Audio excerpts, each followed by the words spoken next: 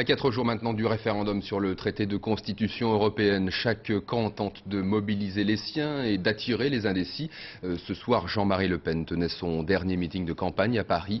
Le patron du FN marque la différence entre le nom des frontistes et tous les autres noms. Stéphane Grand, Michel Anglade.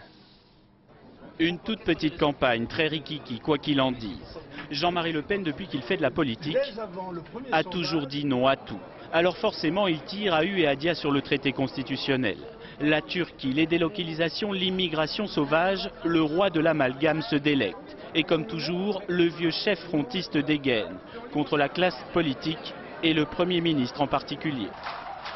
Si on pouvait en douter, avoir tous les ouistiti qui s'agitent dans les régimes de bananiers, eh bien on est sûr maintenant que nous sommes dans une république bananière.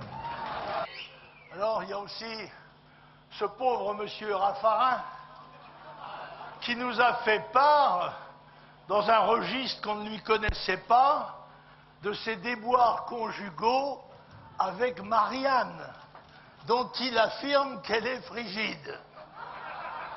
Car mine de rien, Jean-Marie Le Pen a flairé la bonne affaire. La série de sondages donnant le nom en tête lui donne des idées. Il commence à revendiquer d'éventuels lauriers le 29 mai au soir. Mais dans la famille Le Pen ce soir, c'est Marine, la fille, qui épingle Jacques Chirac à tout va. Chers amis, je vous propose un rapide tour d'horizon de la planète des oui-ouistes, bénis de leur petit nom. Il est assez dur à suivre, parce qu'ils changent toujours d'avis.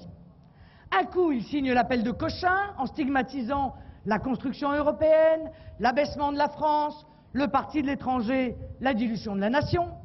25 ans plus tard, il est devenu le chef de la construction européenne, de l'abaissement de la France, du parti de l'étranger et de la dilution de la nation.